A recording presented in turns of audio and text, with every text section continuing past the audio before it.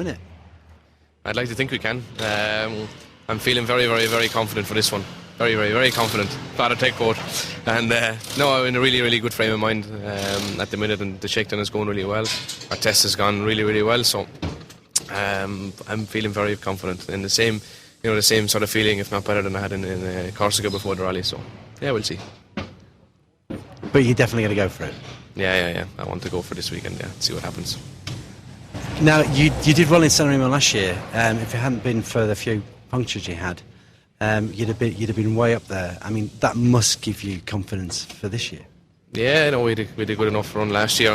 My biggest problem last year was it was my first time back in Italy after the crash in Targa Florio, and I made my pace notes really, really slow, really slow. And I was trying to keep away from the barriers all the time, and I was making such hard work to keep away from everything. Whereas now I've gone a year further. I feel a lot more confident now. So I spent a lot of time, and I really mean a lot of time, on my onboards and trying to make them faster. Still safe, but I've got the knowledge now that what happened in Sicily was a freak accident, and I can push more now. So for sure, I feel confident. Yeah. I mean, just talking to you now, you're sounding really good and really up for it. You sound mentally, you're there. Yeah. No, I can't express it. I'm just really up for this one, especially after Poland.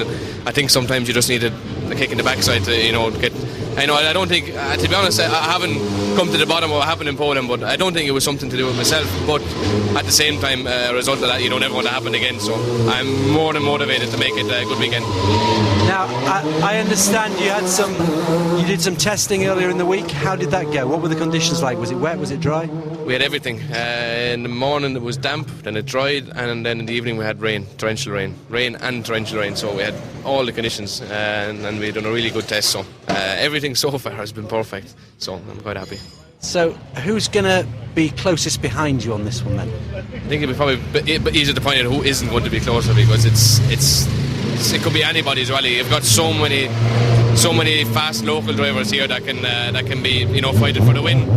And then you have some of the regulars as well. I'm sure that Brian is going to be quite fast, and then Paolo and Basso and all these different people that are going to be there or thereabouts. It's going to be one of the toughest rallies of the year, I think. Yeah. And Sanremo, an absolute classic.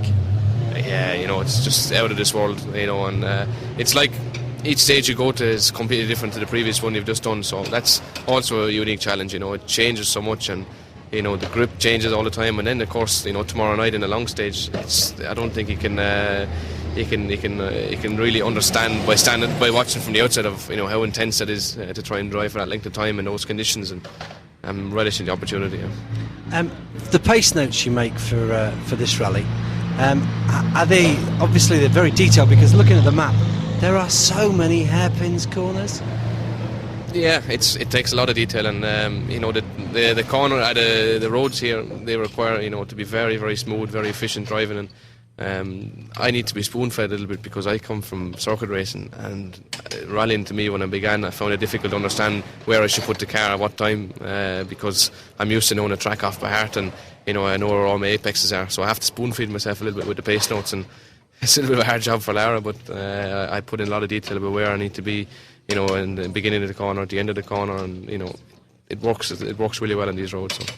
Having spoken to some of the legendary rally drivers, people like sorry, Craig, sorry, you are a legend, but a legend in my lifetime, okay? No, but people like Simo Lampone, talking to him, he used to be able to memorise roads, and I've been with him, and we've turned into a road, and he said, I know this road, I was here 5 years ago. Can you remember the roads like that? I think the recce was maybe a little bit different back then. We have two passes to try and do the best we can, but the only thing that we have on our side to that back then is we have technology, and we have onboard cameras that we can try and practice the stages as much as we can. And I think to try and even begin to learn the 55-kilometre stage, it's just not going to happen. So you have to. I can remember the sections, and I can remember you might come to a certain village, and then that the surface changes or the rhythm changes a little bit after. But to try and learn every corner I think it's an impossible task in this rally. So. And Lara, you mentioned Lara. It looks like you guys are getting on really well and building a good working relationship. Yeah, no, she's done a great job in Poland. So this rally will be a lot more difficult, because just the nature of the roads in Poland, it was you could read the roads quite easily. you know, a lot of it was through fields and didn't require a lot of detail on the pace notes. So I think she'll do a great job. So I'm looking forward to it. And are we going to see Paul back soon? If Paul is listening, you can ask him the question yourself. I'm waiting. Now we'll see. We'll have to wait and see. Okay, and so next year, we're coming to the end of the year. Looking back over 2013, what's been the highlights? What have been the lows? Highlight come to the end of the first stage in Corsica, Lefango, and I've actually named my new home Lefango because I love it that much, and be leading the rally by 10 seconds. Definitely a high point. I've been waiting and waiting for the rally, you know, for the whole year, and to come to the end of the stage and be leading by that much. Low point was about 3 or 4 hours later when it was all gone. So, yeah, sums it up really. 2014. What's the plan? Normally we'll do the full season with the 208 R5 with the Peugeot Rally Academy. So it's a really exciting project, and I suppose that's the reason why we're here this year. It's just learn the event as much as possible and be in a good shape for next year. And so what are you going to be doing through the end of this season, starting next? Not just sitting at home watching Father Ted then? No, bit of Father Ted, but no, busy developing the car.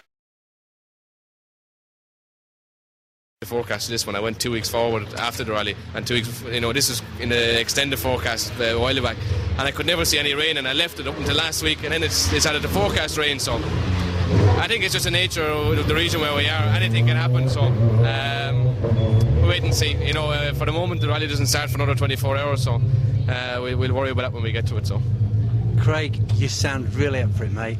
Good luck. We'll see you on the podium. Looking forward to it. Thanks. I wish I had your confidence. Thanks. Cheers, Craig.